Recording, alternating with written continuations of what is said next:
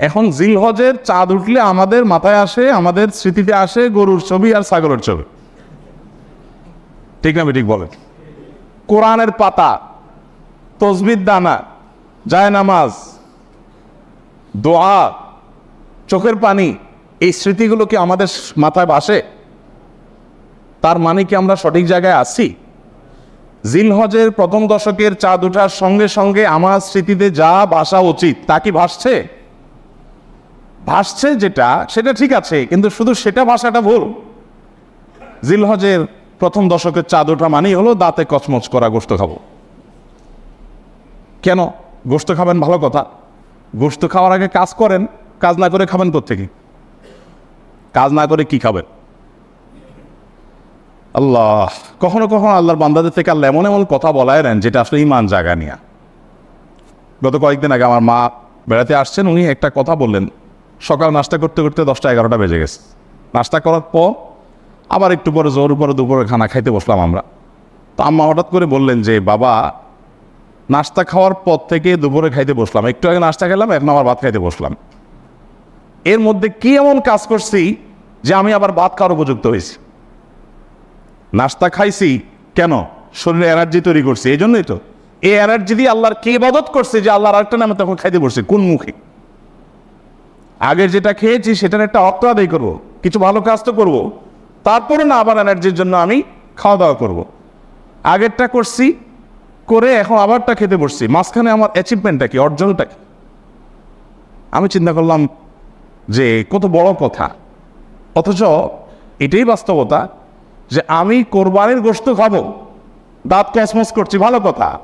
তার জন্য আমি কি অ্যাচিভমেন্ট করেছি? আমার অর্জনটা কি? যে আমি আল্লাহর দেওয়া নেয়ামত, আল্লাহ তো কোরবানির গোশতটা আমাদেরকে খেতে দিয়েছে, এটা হলো হাদিয়া, এটা হলো আল্লাহর তরফ থেকে আমাদের জন্য। কি কিভাবে হাদিয়া?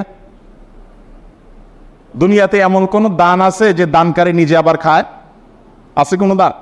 আপনি মসজিদে টাকা দিছেন, এখন এই টাকার মালিক কে?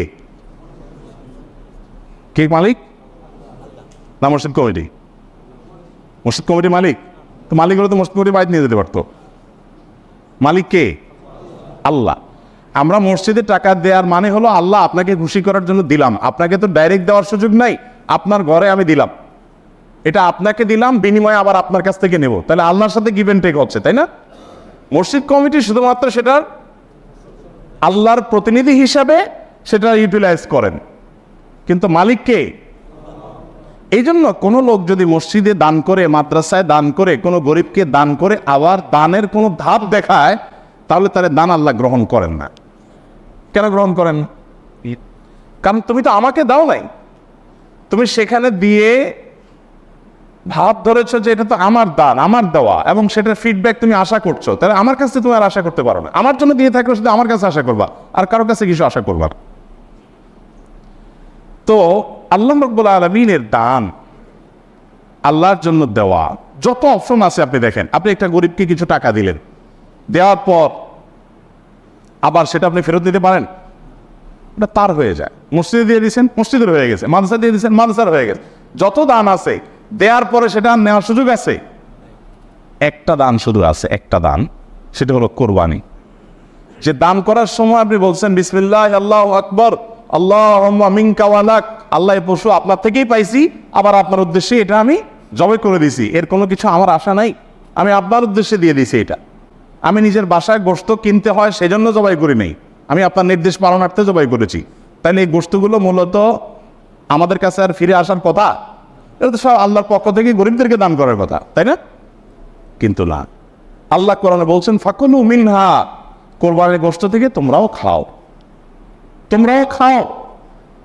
আর ওয়াতআমুল কানিআ ওয়াল মু'তার, যাদের আছে আত্মীয় স্বজন তাদেরকেও দাও, প্রতিবেশীদেরকেও দাও, আবার অভাবী মানুষদেরকেও দাও। তাহলে কি দাঁড়ালো?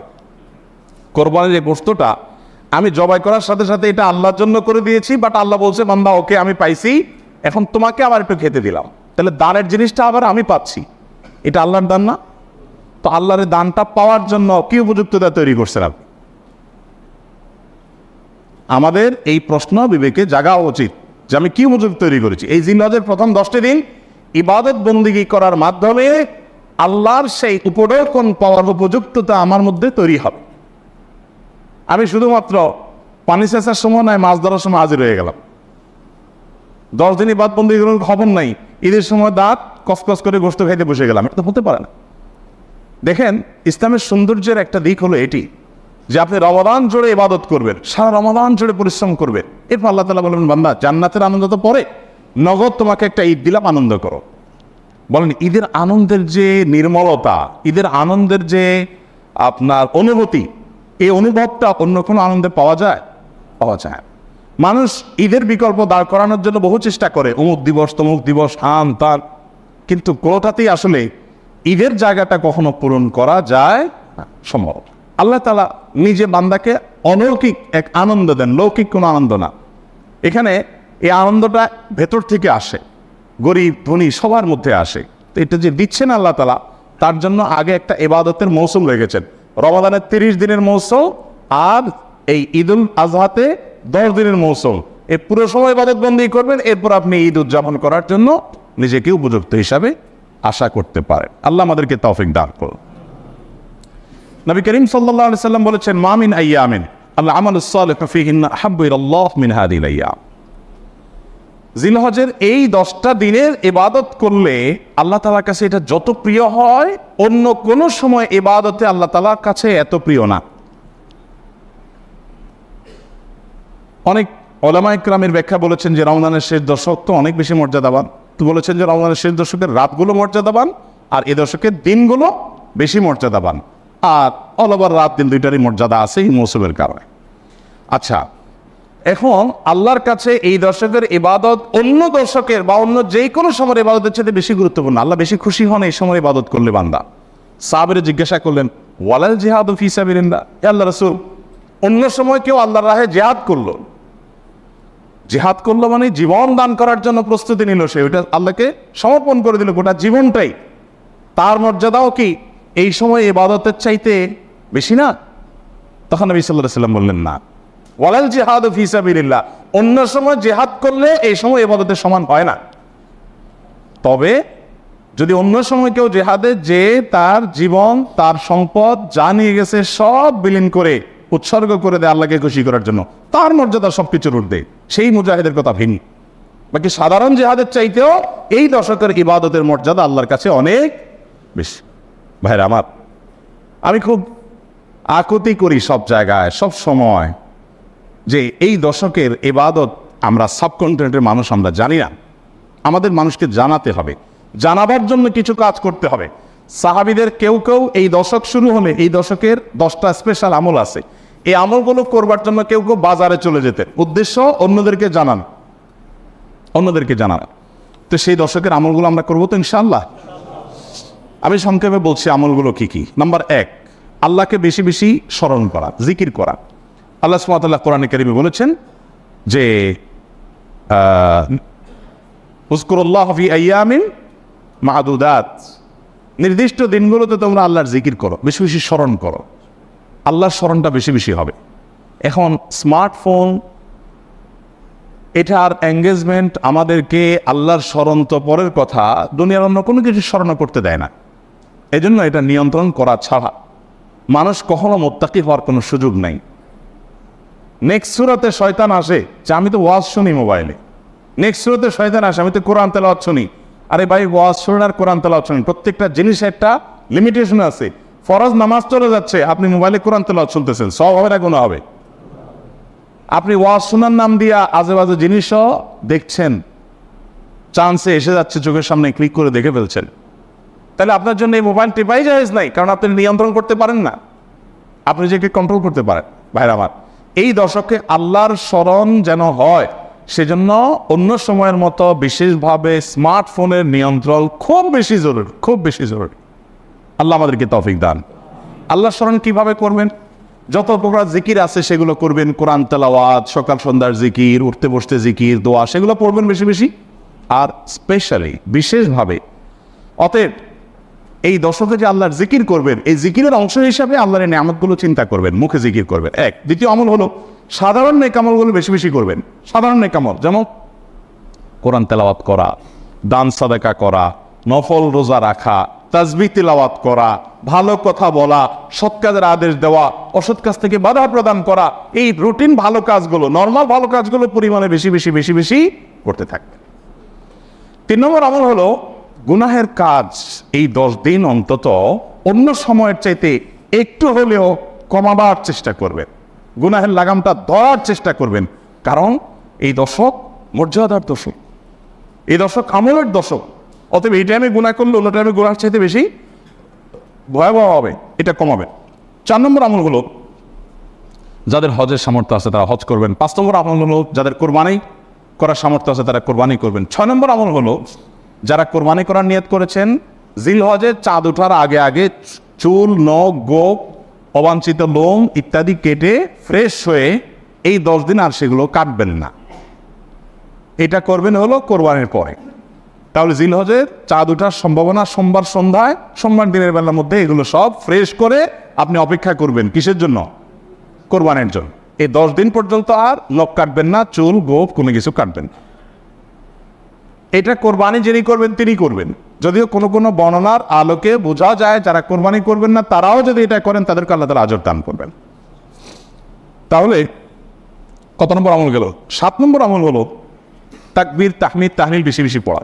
ফাকফিরু ফিহিন্না মিনাত তাকবীরি ওয়াত তাহমিদি ওয়াত তাহলিল। নবী সাল্লাল্লাহু আলাইহি সাল্লাম বলেছেন এই দশক যখন শুরু হবে তখন তোমরা বেশি বেশি তাকবীর বলবে, মানে আল্লাহু আকবার বলবে, বেশি বেশি তাহলিল বলবে, বেশি বেশি তাহমিদ বলবে, লা ইলাহা ইল্লাল্লাহ বলবে, আলহামদুলিল্লাহ বলবে। এই জন্য এই 10 দিন পুরো সময় জুড়ে এটা করবেন। ওই যে বলছিলাম শুরুতে সাহাবীর কথা, একজন সাহাবী এই দশক শুরু হলে বাজারে যেতেন, শুধু কি জন্য? এই আমলটা করার জন্য। বাজারে যে সবাই বাজারে কেনাকাটায় ব্যস্ত, উনি যে উচ্চস্বরে বলতেন আল্লাহু আকবার, আল্লাহু আকবার, লা ইলাহা ইল্লাল্লাহ, আল্লাহু আকবার, আল্লাহু আকবার, ওয়া লিল্লাহিল হামদ। এর উনি বাজারে গিয়ে বলতেন। উদ্দেশ্য কি? অন্যদের যত স্মরণ।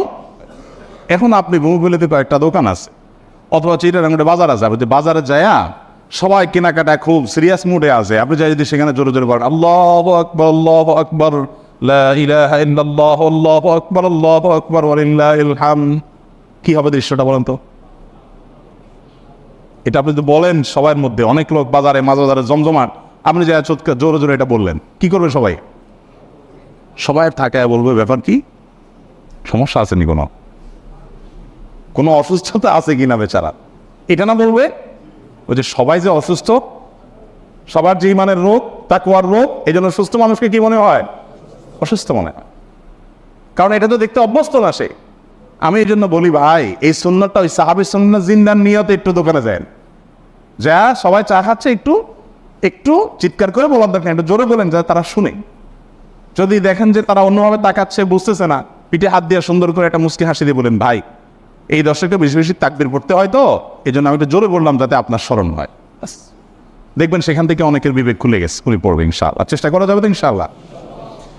তাহলে তাকবীর তাহমিদ তাহলিল জোরে পড়বেন। আমি প্রতি বছর আপনাদেরকে এই কথা শুনাই, এবছরও বলি, সেটা হলো মিডল ইস্টের বিভিন্ন দেশে দেখা যায়, বিশেষ করে সৌদি আরবে, সামাজিক সৌন্দর্য বিভিন্ন গলিতে যখন ঢুকবেন জিলহজের এই 10 দিন আপনি দেখবেন তাদের গেইটের ওখানে ছোট্ট একটা ওই যে ব্লুটুথ ডিভাইস লাগানো আছে, এখানে সারাক্ষণ তাকবীর সমুদ্র কণ্ঠে চলছে, আল্লাহু আকবার, আল্লাহু আকবার, লা ইলাহা ইল্লাল্লাহ, আল্লাহু আকবার, আল্লাহু আকবার, লিল্লাহিল হামদ, অথবা অন্য তাকবীর চলছে আল্লাহু আকবার কাবীরা ওয়ালহামদুলিল্লাহি কাসীরা ওয়া সুবহানাল্লাহি ওয়া বিহামদিহি বুকরাতাও ওয়া আসীলা। সব জায়গা, দোকানে যাবেন, মার্কেটে যাবেন, এখন আস্তে আস্তে সৌদি আরব থেকে এগুলো হারায় যাচ্ছে, দুঃখজনক, কিন্তু ছিল এগুলো। এবং এখন অনেক জায়গা আছে যে দোকানদার ওই মৃদু কণ্ঠে এটা চালায় রাখছে। আর আমাদের ঈদুল আজহা আসছে, এখন জাগানাকা গানের চোটে আপনি হাঁটতে পারবেন না কখন, ঠিক না বলেন? গরুর বাজার, ছাগলের হাট, গান চলে। এখানে আমি যখন বলেছিলাম এইখানে যে বাজার হয়, আমি যাই থামাইছি 2 দিন, যাই সেখানে কমিটির লোকদেরকে ধরলাম, ভাই ঈদুল আজহা একটা ধর্মীয় দিবস, কাজটা ধর্মীয়, আর সেখানে আপনি জাগানাকা গান লাগায়া গরু বেচতেছেন, ছাগল বেচতেছেন। আল্লাহ তো বিবেক দিছে অন্তত, এখানে অন্য কিছু লাগান, এটা কি রে ভাই? আর আপনার গানের অত্যাচারে আশপাশে মানুষ ঘুমাইতে পারে না, থাকতে পারে না, এ কি মানুষ? এগুলো মনুষ্যত্ব তো থাকার কথা না। 2 বার আমি গেছি শরীরে, এবং যা তাদেরকে অনুরোধ করে হাতে পায়ে ধরে বুঝায় থামাইছে। সারা বাংলাদেশে এই চিত্র, আপনি কয় জায়গায় যাবেন যে জাকা রাখা গান চলছে, চলার কথা তাকবীর তাহমিদ তাহলিল। তো আমরা চেষ্টা করবো তো ইনশাল্লাহ তাকবীর তাহমিদ তাহলিল করার, বাচ্চাদেরকে শিখিয়ে দিব। আর আরাফাতের দিন সকাল থেকে জিলহজের 9 তারিখ ফজর থেকে নিয়ে 13 তারিখ আসর পর্যন্ত প্রত্যেক নামাজের পরে একবার করে তাকবীরে তাশরিকটা বিশেষভাবে পড়তে হবে, নারী পুরুষ সবাই। আর 9 নম্বর আমল হলো আরাফাত দিন রোজা রাখবেন। আরাফাত দিন রোজা রাখলে কি লাভ হবে? 1 বছর আগে আর 1 বছর পরে অগ্রিম, পরের বছর যদি বাঁচেন সেটাও ছোটখাটো গুনাহগুলো আল্লাহ তাআলা মাফ করে দিবেন। আর 10 নম্বর আমল হলো ঈদুল আজহার সকল সুন্নাতগুলো আদায় করবেন। চেষ্টা করবো তো আমরা ইনশাআল্লাহ। জিলহজের প্রথম 10 দিনের আমল, ইবাদত, নেকামল, ভালো কাজ, এটা আল্লাহর কাছে এত প্রিয়, অন্য কোন সময়ের আমল ইবাদত, অন্য কোন দিনের আমল ইবাদত আল্লাহর কাছে এত প্রিয় না। বান্দা এই 10 দিনে নেকামল করলে আল্লাহ তাআলা যত খুশি হন, অন্য কোন সময়ের নেকামলে আল্লাহ তাআলা এত সন্তুষ্ট হন না। জিজ্ঞাসা করা হলো, কিলা ওয়ালাল জিহাদ ইয়া রাসূলুল্লাহ। সাহাবীরা প্রশ্ন করলেন, হে আল্লাহর রাসূল, অন্য সময় আল্লাহর রাহে যদি কেউ জিহাদে যায়, অন্য সময় যদি জিহাদে রত হয়, তাহলে সেই আমলটার মর্যাদাও কি এই দশকের সাধারণ নেকামলের চাইতে উত্তম না? ওটা তো জিহাদ, জীবন বাজি রাখা। এই সময়ের সাধারণ নেকামলের চাইতে অন্য সময়ের জিহাদটাও কি উত্তম না?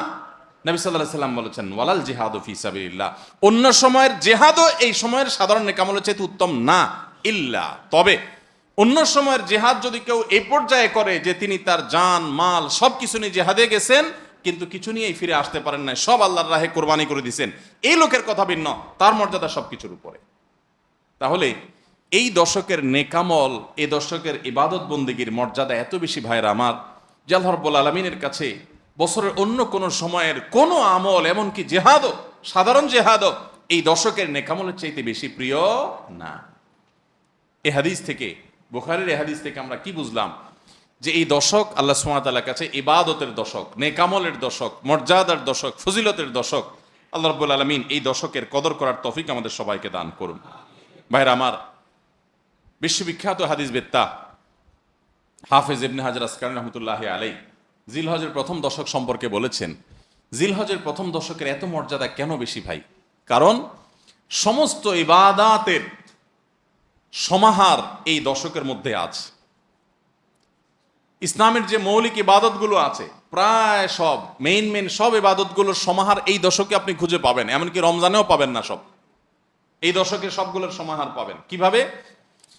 এই দশকে আমরা দেখি যে প্রথমত ঈমান তো 12 মাসের আমল, অন্য সময়ও আছে, এই সময়ও আছে। 5 ওয়াক্ত নামাজ 12 মাসের আমল, অন্য সময়ও পড়তে হয়, এই দশকেও পড়তে হয়। রোজা রমজান মাসে আছে, এই দশকেও রোজা আছে, প্রথম 9 দিনই রোজার কথা হাদিসে আছে, আবার বিশেষভাবে আরাফাতের দিন রোজার কথা আছে। তাহলে ইসলামের তৃতীয় রোকন রোজা, রোজা অবশ্য হজ হলো তৃতীয়, জাকাত হলো তৃতীয় রোকন। জাকাত অন্য সময় দেওয়া যায়, এই সময়ও দেওয়া যায়, তাহলে জাকাত আদায়যোগ্য সময় এটা। আবার রোজারও আমল এই দশকের মধ্যে আছে। আর হজ তো হয়ই এই দশকে, হজের মূল কাজই হলো এই দশকে, ফরজ কাজগুলো সব এই দশকেই হয়ে যায়। তাহলে এই দশকে ঈমান আছে, নামাজ আছে, জাকাত আছে, রোজা আছে, হজ আছে, আবার কোরবানি আছে, আবার জিকিরের জন্য আলাদা নির্দেশ আছে, এই দিনগুলোতে বিশেষভাবে আল্লাহর জিকির করো। আছে না নাই ভাই? তাহলে আমরা কি বুঝলাম?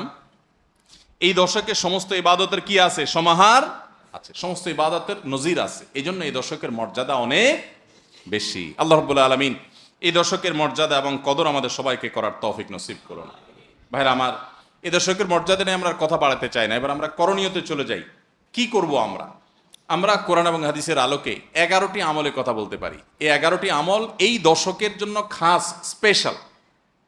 নাম্বার 1 নম্বর এই দশকের আমল হলো বেশি বেশি আল্লাহর জিকির করা। কি করা? বেশি বেশি আল্লাহর জিকির করা।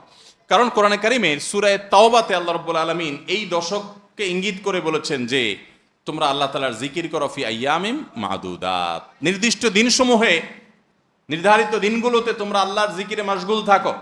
এখানে আল্লাহর জিকির যে নির্দিষ্ট দিনগুলোতে রাখার কথা বলা হয়েছে, সেই আয়াতের ব্যাখ্যা আবারও তাফসীর ইবনে কাসিরে এবং ইবনে আব্বাস রাদিয়াল্লাহু তাআলা সহ আরো অন্যান্য মুফাসসিরদের থেকে বর্ণিত হয়েছে যে নির্দিষ্ট দিন বলতে জিলহজের প্রথম 10 দিনকে আল্লাহ তাআলা মিন করেছেন। এই 10 দিনই তোমরা আল্লাহর জিকিরে বেশি বেশি করে আল্লাহ তাআলা জিকির করো। তাহলে জিকির শুধু না, পরিমাণে বাড়িয়ে বাড়িয়ে বেশি বেশি পরিমাণে জিকির করতে হবে এই দশকে। আল্লাহ তাআলার স্মরণ অন্তরে হবে, মুখে আল্লাহ তাআলার জিকির চলবে, কাজের মাধ্যমে জিকিরের আমল চলবে, অন্তরের স্মরণের মাধ্যমে, মুখে জিকিরের মাধ্যমে। কোরআনের তেলাওয়াত একটা জিকির, তাসবিহগুলো একটা জিকির, তাহমিদ আল্লাহর প্রশংসা একটা জিকির, এরকম যত জিকির আছে এই দশক হলো জিকিরের দশক। সবচেয়ে বেশি জিকির চলবে, সবচেয়ে বেশি কি চলবে? জিকির চলবে। দ্বিতীয়ত যে আমলটি চলবে তা হলো যে কোনো নেকামল, যে কোনো নেকামল। কারণ একটু আগে আমরা হাদিস শুনলাম যে নবী করিম সাল্লাল্লাহু আলাইহি ওয়াসাল্লাম বলেছেন, মা মিন আইয়ামিন আল্লাহ আমালুস সালিহু ফিহিন্না আহাব্বু ইলাল্লাহ মিন হাযিহিল আইয়াম। এই জিলহজের 10 দিনের চাইতে অন্য কোনো দিনের নেকামল আল্লাহর কাছে বেশি প্রিয় না। মাস হিসাবে রমাদান সবচেয়ে সেরা, আর দিন হিসাবে খুচরা দিনগুলোর মধ্যে রমজানের বাইরে সবচেয়ে সেরা কোনটা? জিলহজের প্রথম দশক। রমজানের পরে মর্যাদার বিচারের সবচেয়ে বেশি মর্যাদাপূর্ণ দশক হলো এই দশক। এই জন্য এই দশকে আমল করলে আল্লাহর কাছে এত প্রিয় যে অন্য কোনো সময়ের আমল আল্লাহর কাছে এত প্রিয় না। এই জন্য এই দশকের দ্বিতীয় আমল হলো বেশি বেশি নেকামল করা। বেশি বেশি কি করা? নেকামল করা। রুটিন যে নামাজগুলো আছে, কাজগুলো আছে, সেগুলো বিশেষ ইহতেমামের সাথে করা। অন্য সময় আপনি নামাজের টুকটাক গাফলতি করেন, কিন্তু এই দশকে মোটেই করবেন না। অন্য দশকে আপনার ফজরের জামাত একটু মিস হয়, এই দশক মোটেই করবেন না। আগে থেকে ইহতেমাম থাকবে যে এই দশক কোনোভাবে ইবাদত থেকে আমি যেন দূরে না থাকি। আল্লাহ তাআলা আমাদের সবাইকে আমলের তৌফিক দান করুন। তাহলে 2 নম্বর আমল হলো বেশি বেশি নেকামল করা এই দশকে। রুটিন নেকামলগুলো যেগুলো সবসময় করতে হয় এগুলোকে বিশেষ ইহতেমামের সাথে করা, আর আরো নফল আমল বাড়িয়ে বাড়িয়ে করা। আপনি অন্য সময় কোরআন তেলাওয়াত খুব বেশি করতে পারেন না, এই দশকে কোনো অবস্থাতে ছাড়বেন না। অন্য সময় তাসবিহ তেলাওয়াত খুব বেশি হয় না, এই দশকে কোনো অবস্থায় ছাড়বেন না। অন্য সময় নামাজে খুব বেশি খুশু ধরে রাখতে পারেন না, এই দশকে চ্যালেঞ্জ থাকবে যে ধীরস্থিরতার সাথে মনোযোগের সাথে নামাজ পড়বো। এভাবে নেকামলের কসরত করতে থাকবেন আল্লাহর প্রিয় পাত্র হওয়ার পথে। আমরা এগিয়ে যেতে চাইলে এই দশক, এই 10টা দিন আমাদের জন্য বিরাট বড় একটা সুযোগ। আল্লাহ আমাদের সবাইকে তৌফিক দান করুন। 3 নম্বর, এই দশকের করণীয় হলো সকল গুনাহ থেকে অন্য সময়ের চাইতে এই সময়টাতে বেঁচে থাকার জন্য বেশি সচেষ্ট থাকা। গুনাহ তো 12 মাসই আমরা করব না, কিন্তু এই দশক গুনাহ না করার ব্যাপারে চেষ্টাটা একটু বেশি থাকবে। কারণ আপনারা সূরা তাওবার একটি আয়াত শুনেছেন, আল্লাহ রাব্বুল আলামিন সম্মানিত 4 মাসের আলোচনা করে বলেছেন, যালিকাদ দীনুল কাইয়্যিম ফালা তাজলিমু ফিহিন্না আনফুসাকুম। এই সম্মানিত মাসগুলোতে তোমরা নিজের প্রতি নিজে অবিচার করিও না। ভাইরা আমার, তার মানে যেই সময়টাতে আল্লাহর নৈকট্য লাভের সুযোগ, ওই সময়টাতে যদি কেউ পাপাচারে লিপ্ত হয়, এর চেয়ে পাপিষ্ট আর কে আছে? এই জন্য আল্লাহ রাব্বুল আলামিন আমাদেরকে দরদের সাথে বলছেন, ভাষা খেয়াল করেন, ফালা তাজলিমু ফিহিন্না আনফুসাকুম, তোমরা নিজের পায়ে নিজে কুঠারাঘাত করিও না। এই 10 দিন না, শুধুমাত্র এই পুরো সম্মানিত 4 মাস, সম্মানিত 4 মাসের ভিতরে টানা 3টা মাস চলছে, জিলকদ, জিলহজ, মুহাররম, আরেকটা হলো রজব মাস, রমজানের আগের মাস। তাহলে সম্মানিত 4 মাসের মধ্যে এই 10টা দিন আবার বিশেষ মর্যাদাবান। অতএব এই আয়াতটা এখানে আরো বেশি ফিট হবে, অর্থাৎ পাপাচার থেকে বাঁচার জন্য আলাদা কসরত থাকবে। অন্য সময় আমি গুনাহের কাজ করলেও এই দশকে কোন অবস্থাতে আল্লাহর নাফরমানি করব না। আল্লাহ আমাদের সবাইকে বেঁচে থাকার তৌফিক দান করুন। ভাই আমার, তাহলে 3 নম্বর আমল আমরা পেয়ে গেলাম। 4 নম্বর আমল হলো যাদেরকে আল্লাহ তাআলা সামর্থ্য দিয়েছেন তারা হজ করবেন। এই দশক হজের আমলের মাস, আমলের দশক, এই দশকেই হজ হবে। অতএব যাদের তৌফিক দিয়েছেন আল্লাহ তাআলা, তারা কি করবেন? হজ করবেন। এটা এই দশকের আমল। এটা হলো 4 নম্বর আমল। 5 নম্বর আমল হলো যাদেরকে আল্লাহ সামর্থ্য দিয়েছেন তারা এই দশকে কোরবানি করবেন। কারণ কোরবানি এমন একটা আমল, নবী করিম সাল্লাল্লাহু আলাইহি সাল্লাম মদিনা হিজরত করেছেন, এরপর থেকে প্রতি বছরই তিনি কি করেছেন? কোরবানি করেছেন। আল্লাহ নির্দেশ করেছেন, ফাসাল্লি লিরাব্বিকা ওয়ানহার, তুমি তোমার রবের নির্দেশ পালনার্থে নামাজ আদায় করো এবং কোরবানি করো। এই জন্য ঈদুল আজহা অর্থাৎ এই জিলহজের প্রথম দশকের শেষ দিন অর্থাৎ 10ম দিনে কোরবানির আমলটা করা, এটা যাদের সামর্থ্য আছে তাদের জন্য প্রযোজ্য। এই দশকের একটা আমল হলো কি করা? কোরবানি করা। কয়টা আমল গেল? 5টা। 6 নম্বর হলো যাদের কোরবানি করার ইচ্ছা আছে তারা জিলহজের চাঁদ ওঠার আগে আগে, জিলকদ মাসের শেষ দিনের মধ্যে তাদের হাতের নখ, চুল, গোফ, অবাঞ্ছিত লোম এগুলো সব কেটে পরিষ্কার করে ফেলবেন এবং এই দশক আর সেগুলোতে হাত দিবেন না। কোরবানি করে তারপরে সেগুলো পরিষ্কার করতে চাইলে করবেন, এই দশকে আর হাত দিবেন না। নবী সাল্লাল্লাহু আলাইহি সাল্লাম বলেছেন, মান আরাদা আন ইউদাহিয়া ফালা ইয়াখুয মিন শা'রিহি ওয়া আযফারিহি শাইআ, যে ব্যক্তি কোরবানি করার এরাদা করেছে, নিয়ত করেছে, সে যেন তার চুল, নখ এগুলো না কাটে ওই 10 দিন। জিলহজের চাঁদ উঠছে আর কাটবেন না, চাঁদ উঠে আগে আগে কেটে ফেলবেন এবং কোরবানির পরে যায় কাটবেন, এই 10 দিন বিরত থাকা। তবে অন্য আরো বিভিন্ন রেওয়ায়াত থেকে বর্ণনা থেকে বোঝা যায় যে এই আমলটা শুধু যিনি কোরবানি করবেন তিনি নয়, যিনি কোরবানি করবেন না, কোরবানি করার সামর্থ্য নাই, তিনি এই আমল করতে পারেন, তাহলে আল্লাহ তাআলা তাকে কোরবানি করার সওয়াব দান করবেন। এমনকি কোন কোন সালাফ, কোন কোন সাহাবী থেকে এই আমলও বর্ণিত আছে যে বাসার বাচ্চা কাচ্চা যারা আছে তাদেরকেও এই দশকে চুল নখ ইত্যাদি কাটতে নিষেধ করেছেন। তাহলে চুল নখ ইত্যাদি কাটা থেকে বিরত থাকা এই 10 দিন, আগে কাটা এবং পরে কাটা, এই 10 দিন না কাটাকাটি না করা, এটা একটা মুস্তাহাব আমল। এবং প্রায় সব ফুকাহায়ে কেরাম এই ব্যাপারে একমত হয়েছেন। মওসুআ ফিকহিয়া কুয়েতিয়ার মধ্যে লেখা হয়েছে যে ইত্তাফাকাল ফুকাহা, সব ফকিহগণ প্রায় একমত যে এই দশকে যিনি কোরবানি করবেন তিনি তো বটেই, কোরবানি যিনি করবেন না তাদের তরফ থেকেও চুল নখ এগুলা কাটা থেকে বিরত থাকা মুস্তাহাব। তাহলে 6 নম্বর আমল গেল চুল নখ ইত্যাদি এই দশক না কেটে থাকা। 7 নম্বর আমল হলো এই দশকে বেশি বেশি তাকবীর পাঠ করা। এটা তাকবীরে মুতলাক বলা হয়, সাধারণ তাকবীর। আল্লাহু আকবার, আল্লাহু আকবার, লা ইলাহা ইল্লাল্লাহ, আল্লাহু আকবার, আল্লাহু আকবার, ওয়ালিল্লাহিল হামদ। এই তাকবীরটা হলো মিন শাআইরিল ইসলাম, এটাকে আমরা করতে পারি। ইসলামের যে নিদর্শনগুলো আছে সেগুলোর মতো করে এই তাকবীরটা আমরা পাঠ করব, এমনভাবে পাঠ করব যে অলিতে গলিতে রাস্তাঘাটে সব জায়গায় তাকবীরের ধ্বনি চলতে থাকবে, কারোর ডিস্টার্ব করে না, মৃদু কণ্ঠে সব জায়গায় গুনগুনিয়ে আমাদের মুখ থেকে তাকবীর চলবে। জিলহজের প্রথম দশকে এই আমলটা সম্পর্কে নবী করিম সাল্লাল্লাহু আলাইহি ওয়াসাল্লামের ভাষ্য খেয়াল করেন, তিনি বলেছেন ফাকসিরু ফীহিন্না মিনাত তাকবীরি ওয়াত তাহলিলি ওয়াত তাহমিদ। জিলহজের প্রথম দশক যখন শুরু হয় তোমরা বেশি বেশি করে তাকবীর পড়ো, বেশি বেশি করে তাহমিদ পড়ো, বেশি বেশি করে তাহলিল পড়ো, অর্থাৎ আল্লাহু আকবার, আল্লাহু আকবার, লা ইলাহা ইল্লাল্লাহ, আল্লাহু আকবার, আল্লাহু আকবার, লিল্লাহিল হামদ, এটা বেশি বেশি করে পাঠ করো। এটা নবী সাল্লাল্লাহু আলাইহি ওয়াসাল্লাম নির্দেশ করেছেন। তাহলে কয় নম্বর আমল গেল? 7 নম্বর আমল বেশি বেশি করে তাকবীর, তাহমিদ, তাহলিল পড়া। 8 নম্বর আমল হলো এই তাকবীর, তাহমিদ, তাহলিলটাই বিশেষভাবে পড়া। 7 নম্বরটা হলো সাধারণভাবে রাত দিন যতক্ষণ পারেন বেশি বেশি পড়বেন, কোনো সময় ফিক্স নাই, এবং 10 দিন ফুল। আর 8 নম্বর আমল হলো এই তাকবীরটাই নির্দিষ্ট সময় নির্দিষ্ট দিনগুলোতে বিশেষভাবে পড়া। সাধারণভাবে তো পড়বেনই, আর বিশেষভাবে পড়বেন। বিশেষভাবে কখন? আইয়ামে তাশরিকে। আইয়ামে তাশরিক কাকে বলা হয় ভাই?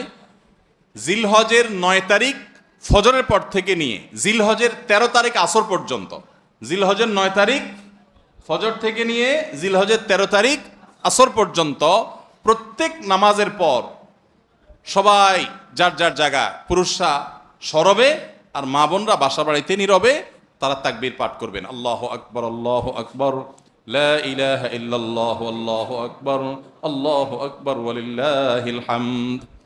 প্রত্যেক নামাজের পরে একা একা পড়েন আর জামাতে পড়েন, সর্বাবস্থা। জামাতে পড়লে ইমামের সাথে তাল মিলায় পড়তে হবে জরুরি না, প্রত্যেকে যার যারটা শেষে পড়বেন। মনে থাকবে তো ইনশাআল্লাহ? তাহলে 8 নম্বর আমল হলো আইয়ামে তাশরিক, অর্থাৎ জিলহজের 9 তারিখ থেকে 13 তারিখ পর্যন্ত প্রত্যেক নামাজের পরে তাকবীরগুলো জোরে জোরে পাঠ করতে থাকবো ইনশাআল্লাহ। 9 নম্বর আমল হলো জিলহজের 1 তারিখ থেকে 9 তারিখ পর্যন্ত এই 9 দিনই নফল রোজা রাখা। এই 9 দিনই নফল রোজা রাখা। এই 9 দিন নফল রোজা রাখা সম্পর্কিত একটা হাদিস পাওয়া যায়, এবং এই 9 দিনের নফল আমল সম্পর্কে মওসুআ কুয়েতিয়া ফিকহিয়া, মওসুআ ফিকহিয়া কুয়েতিয়া, কুয়েত থেকে প্রকাশিত ফিকহ বিশ্বকোষ, সেখানে বর্তমান সময়ের সবচাইতে অথেন্টিক ফতোয়ার কিতাবগুলোর মধ্যে থেকে, প্রসিদ্ধ কিতাবগুলো থেকে একটা, ফতোয়ার কিতাবগুলো থেকে মওসুআ ফিকহিয়া কুয়েতিয়া, সেখানে লেখা হয়েছে যে ইত্তাফাকাল ফুকাহা, সমস্ত ফকিহগণ এই ব্যাপারে একমত যে জিলহজের 1 তারিখ থেকে 9 তারিখ পর্যন্ত এই 9 দিনই রোজা রাখা মুস্তাহাব। এই 9 দিন রোজা রাখা মুস্তাহাব। বিভিন্ন বর্ণায়ও এটি প্রমাণিত হয়, যদি সে বর্ণাগুলো কোনো কোনো সনদ দিয়ে মুহাদ্দিসরা কেউ আপত্তি তুলেছেন, কিন্তু ফুকাহায়ে কেরাম এ ব্যাপারে রেকমেন্ড করেছেন যে এই 9 দিন রোজা রাখা মুস্তাহাব। যেহেতু জিলহজের প্রথম 10 দিনের পুরো 10 দিনই ইবাদত আল্লাহর কাছে প্রিয়, অতএব নফল আমল, রোজাও একটা নফল আমল, সেই হিসাবে রোজাটা অটোমেটিকও চলে আসে। এজন্য 9 নম্বর আমল হলো জিলহজের 1 থেকে 9 তারিখ পর্যন্ত এই দিনগুলো কি করা? রোজা রাখা। 10 নম্বর আমল হলো স্পেশালি, বিশেষভাবে আরাফার দিনে, অর্থাৎ জিলহজের 9 তারিখে রোজা রাখা। জিলহজের 9 তারিখে কি করা? রোজা রাখা। প্রথম 9 দিন সাধারণ, আর বিশেষভাবে 9 তারিখের গুরুত্ব আরো বেশি, কারণ নবী করিম সাল্লাল্লাহু আলাইহি সাল্লাম বলেছেন, সিয়াম ইয়াউমি আরাফা আহতাসিবু আলাল্লাহি আন ইউকাফিরা সানাতাল্লাতী ক্বাবলাহা ওয়াল্লাতী বাদাহা। আরাফাত দিনের রোজা অর্থাৎ জিলহজের 9 তারিখের রোজা, এই রোজার সম্পর্কে আল্লাহর কাছে আমার ধারণা, আল্লাহর প্রতি নবী সাল্লাল্লাহু আলাইহি সাল্লাম বলছেন যে আমার ধারণা যে এই রোজার বিনিময়ে আল্লাহ তাআলা 1 বছর পূর্বের আর 1 বছর পরের, অর্থাৎ আগামী 1 বছর এবং গত 1 বছরের গুনাহ আল্লাহ তাআলা মাফ করে দিবেন। আমরা এই পর্যন্ত যত ফজিলতের কথা শুনেছি, পিছনে গুনাহ মাফ করে দিবেন, গত 1 বছর গুনাহ মাফ করে দিবেন, সারাদিনে গুনাহ মাফ করে দেওয়া হবে, এরকম বিভিন্ন হাদিস আমরা শুনেছি। কিন্তু এরকম কোন হাদিস কেউ হয়তো আমরা এই হাদিস ছাড়া আরেকটা হাদিস শুনি নাই যে 1 বছর অগ্রিম গুনাহ মাফ করবেন। যদি আল্লাহ তাআলা কাউকে হায়াত দেন, তিনি 1 বছরের গুনাহ মাফ পেয়ে যাবেন। কোন কোন হাদিস বেত্তাগণ বলেন যে হাদিসের মধ্যে ইশারা পাওয়া যায় যে কেউ যদি আরাফাতের রোজা রাখার তৌফিক পায়, হয়তোবা আগামী 1 বছর হায়াত পাওয়ার তৌফিক হবে তার।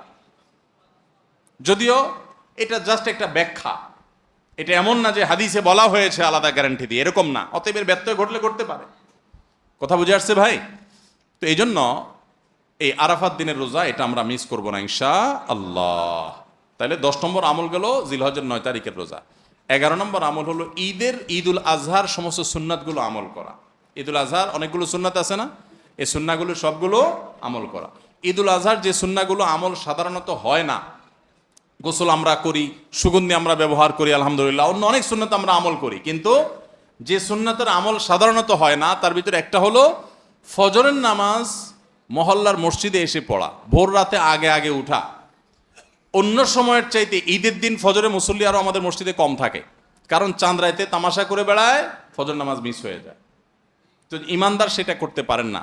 ঈদের সুন্নাহটা বিশেষভাবে আদায় করার চেষ্টা করা দরকার, অর্থাৎ জামাতের সাথে ফজর নামাজ পড়া দরকার, আগে আগে উঠা দরকার। ঈদের দিনের সুন্নাতগুলোর মধ্যে থেকে একটা। আরেকটা সুন্নাত আমাদের অবহেলিত, আদায় হয় না, সেটা হলো ঈদুল আজহা হোক আর ঈদুল ফিতর হোক, ঈদের নামাজ মাঠে পড়ার চেষ্টা করা দরকার। কোথায়? মাঠে।